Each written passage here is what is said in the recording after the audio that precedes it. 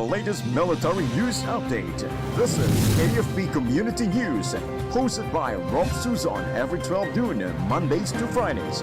Only here on DWDD Armed Forces Radio.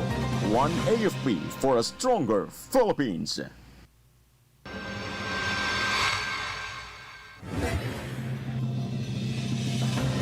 AFP intensifies efforts to identify attackers in Basilan ambush. AFP aids in arrest of 37 illegal workers in Cotabato City. Pag-asa declares onset of northeast monsoon or amihan. Damage to crops due to successive typhoons reaches 10 billion.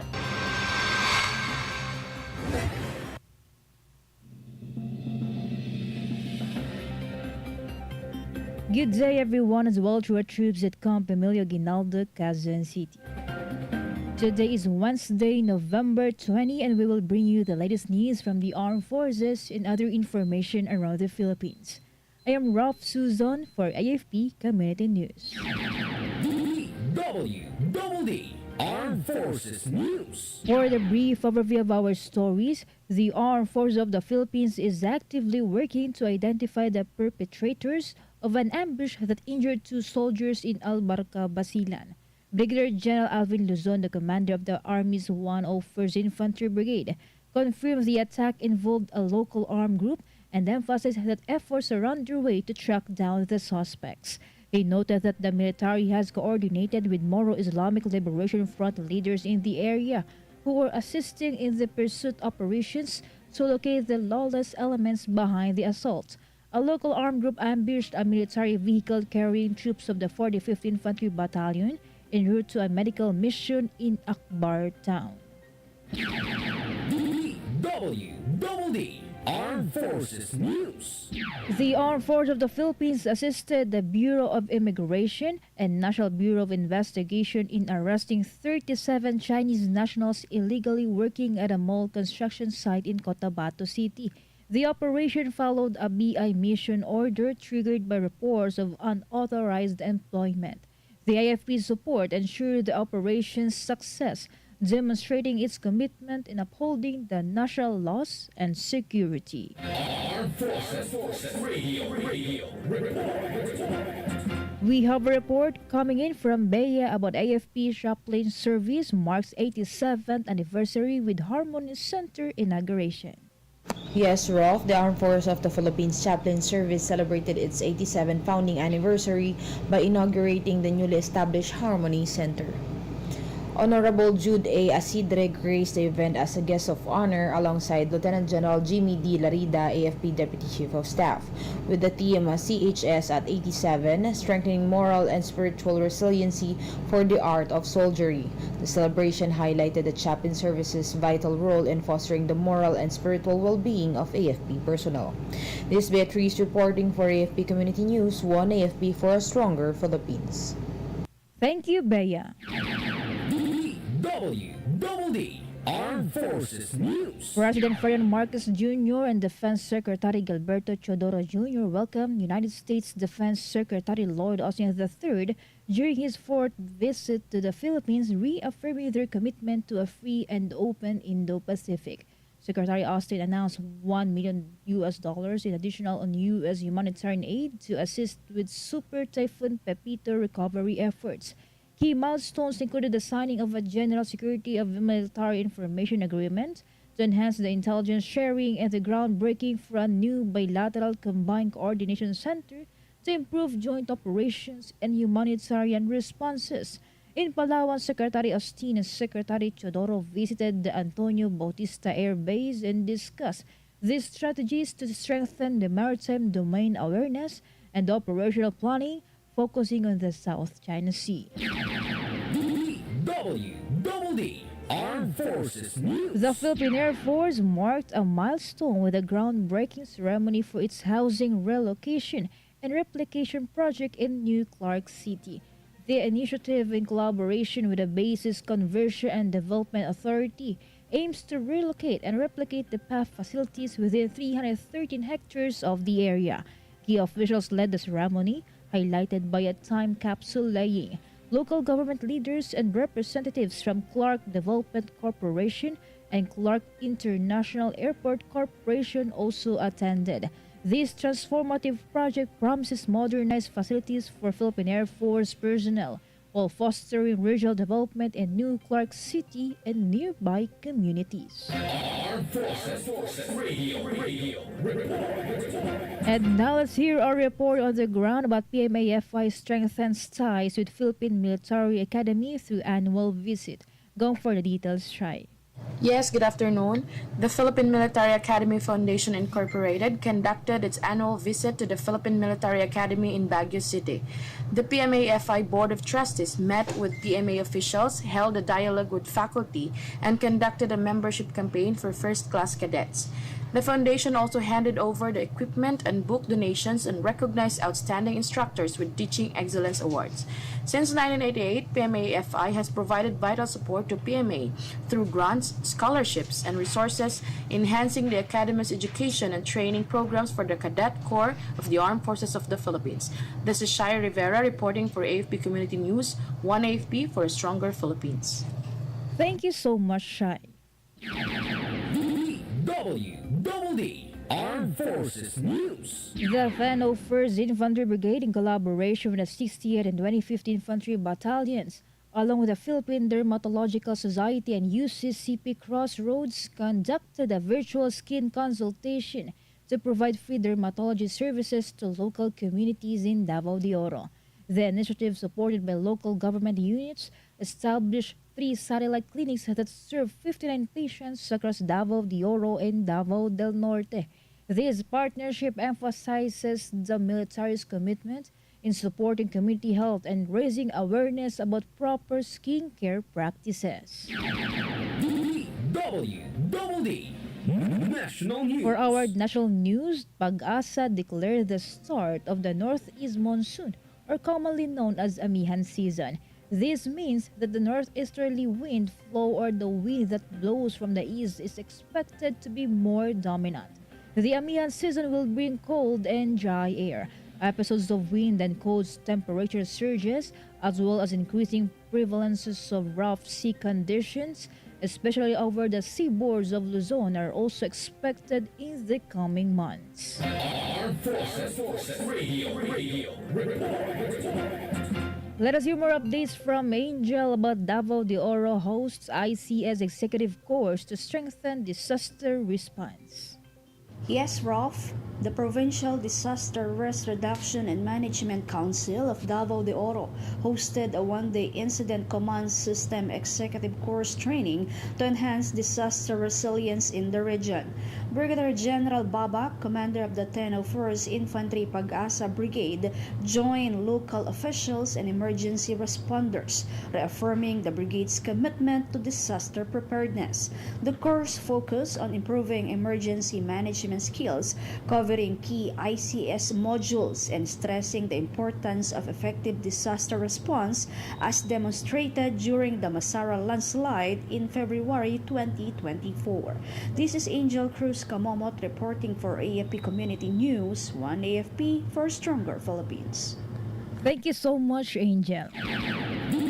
DWDD National News. For more weather updates, rains will be experienced in parts of the country due to the northeast monsoon affecting extreme northern Luzon and the easterlies over the eastern section. Pag-asa said Metro Manila and the rest of the country will have partly cloudy to cloudy skies with isolated rain showers or thunderstorms caused by localized thunderstorms. Batanes will have cloudy skies with rains due to the northeast monsoon. Meanwhile, the rest of Cagayan Valley, Aurora, Quezon, Bicol region, Eastern Visayas, Caraga, and Davao region will have partly cloudy to cloudy skies caused by easterlies. The State Weather Bureau warned that possible flash floods or landslides may occur due to heavy rains. DWDD National News. Buildings, lampposts, and trees spoke through a lake of brown water in Tuguegarao City in Cagayan. Floodwaters reached more than 4 meters in some places. Provincial disaster official Ian Valdepenas explained that they have experienced heavy rains for 2 days, But the floods started to rise when Magat Dam released huge volumes of water. Valdepenas added that the land in the city is already saturated because of the consecutive typhoons hitting the area. Armed Forces Radio. On the other line, let us hear more from Beth Tanyete about AFP welcomes a new procurement service commander. The Armed Forces of the Philippines welcomed the new Procurement Service Commander and the change of command at the retirement ceremony at the Camp Emilio Aguinaldo, Quezon City, presided over by AFP Vice Chief of Staff Lieutenant General Arthur Cordora. The ceremony marks Brigadier General Fermin Caragan's retirement and the assumption of Colonel Crisanto Prado.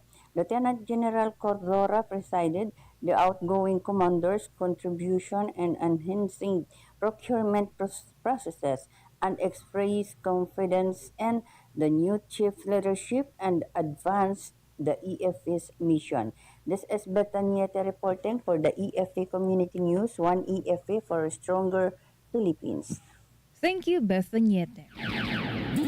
DWDD National News. Moreover, the damage to agriculture due to successive tropical cyclones has reached more than 10 billion pesos.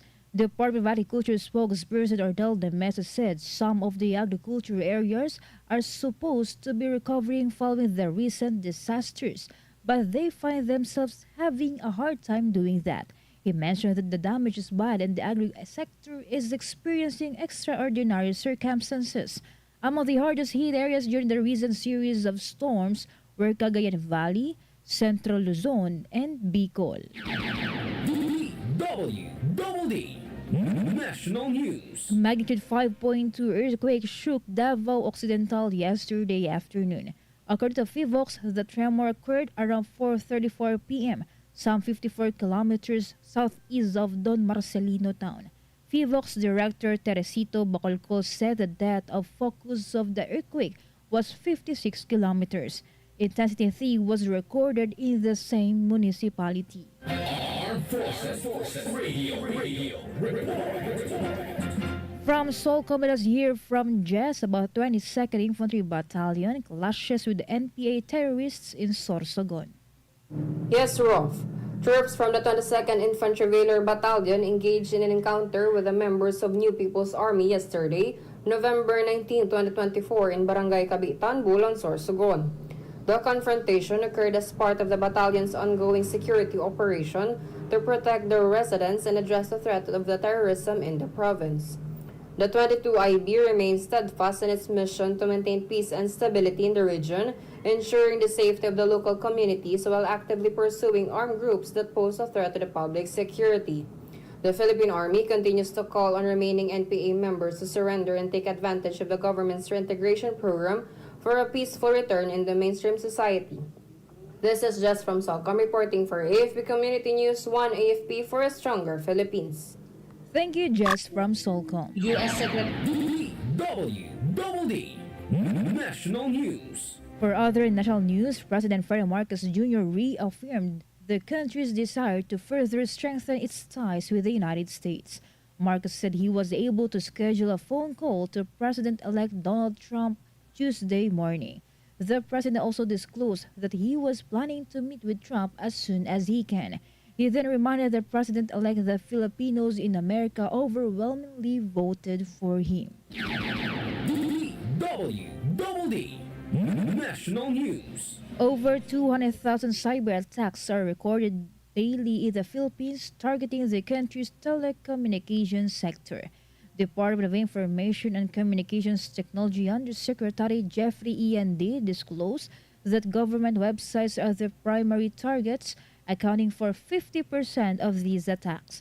The telecommunications industry also faces a significant 10% share, alongside threats to the academic, banking, and healthcare sectors. The official warned that with telcos being critical to connectivity Any vulnerability can have far-reaching impacts on national security and public safety. Armed Forces Radio.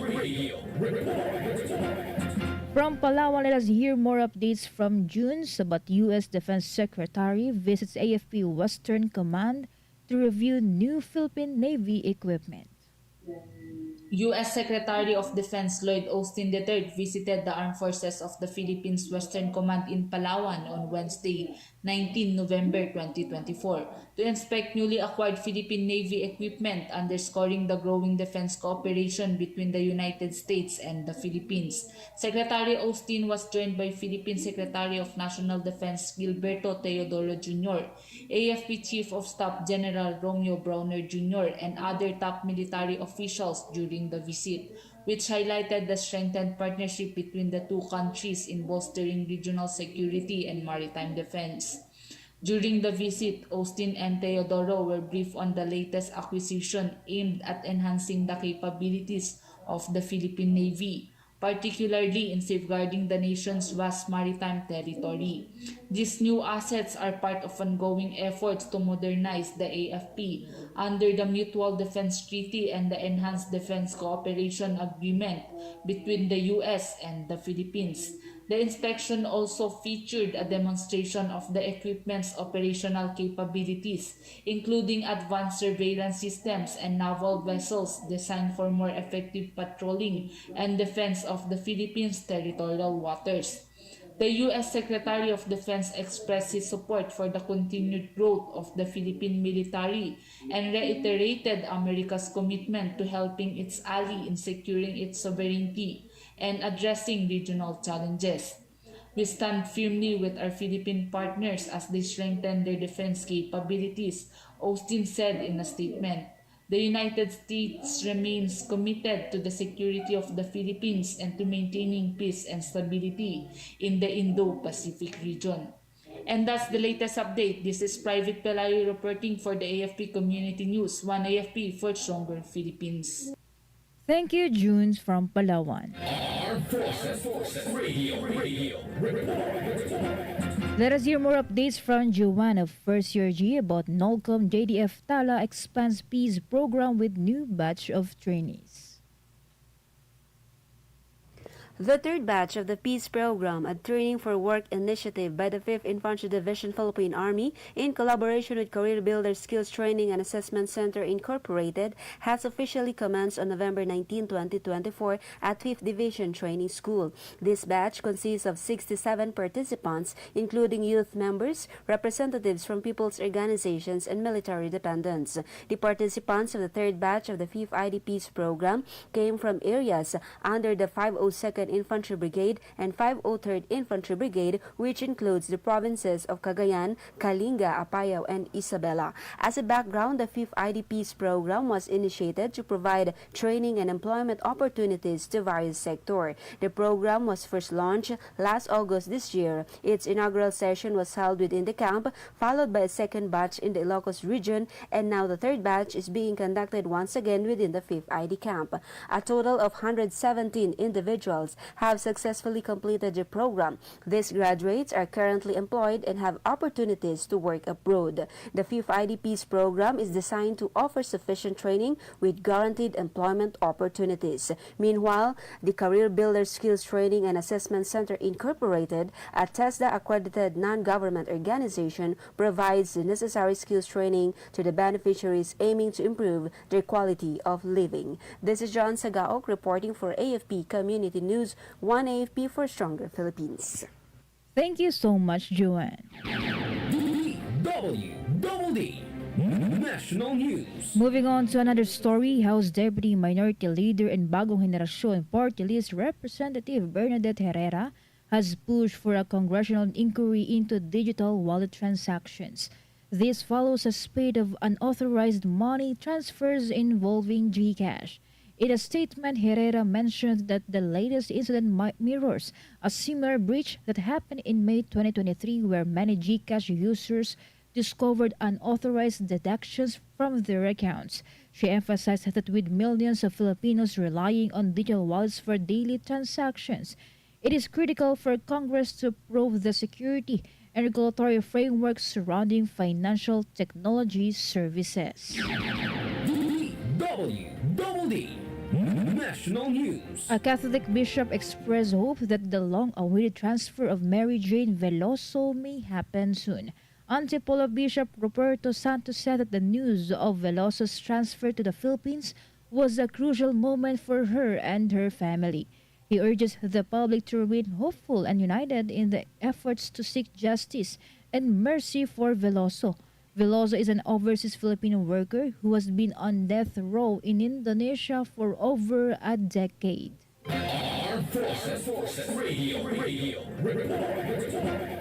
Let us hear more from Mel Joy of First CRG about 7ID assists ABS-CBN Foundation for Typhoon Pepito's victims in Aurora. Yes, Rofh, as Super Typhoon Pepito made landfall in Aurora, bringing torrential rain, strong winds, and widespread flooding, the Philippine Army's 91st Infantry Sinagtala Battalion quickly mobilized to provide crucial support to those in need on November 19, 2024. The ABS-CBN Foundation, a leading non-governmental organization at the forefront of disaster relief operations for decades, was assisted with additional manpower and security to ensure the smooth flow of the relief operations in Barangay Ditale, Dipakulaw, Aurora. They facilitated the distribution of 472 relief food packs, 472 hygiene kits, and 472 bottles of water to families affected by the storm at the barangay covered court in Ditale, Dipakulaw. Soldiers were stationed at key locations including the barangay Ditale covered court where the ABS-CBN Foundation set up their relief hubs. The 91st Infantry Battalion of 7th Infantry Division Philippine Army continued to support affected municipalities by assisting and rebuilding efforts while the ABS-CBN Foundation worked tirelessly to coordinate long-term recovery programs for displaced families. This is Mel Joinesio Arroco reporting for AFP Community News, 1 AFP for Stronger Philippines.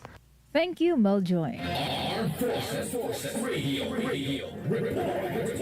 For another update, let us hear the details about Mindanao Reserve Unit commanders convened to strengthen force operations.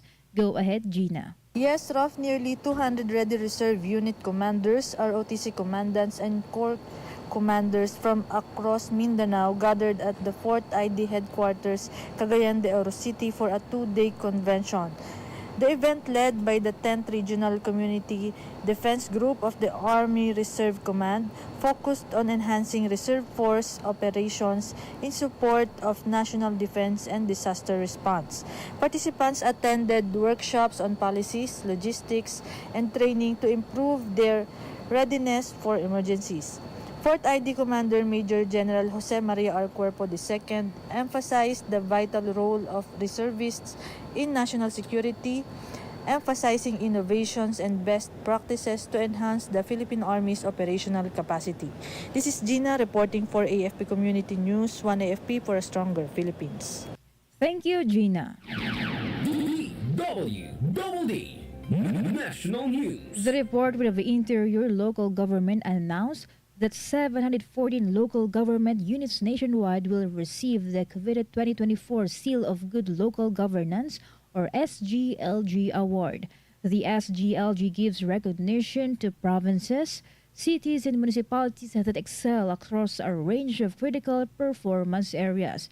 This year's 714 awardees include 41 provinces, 96 cities, and 577 municipalities.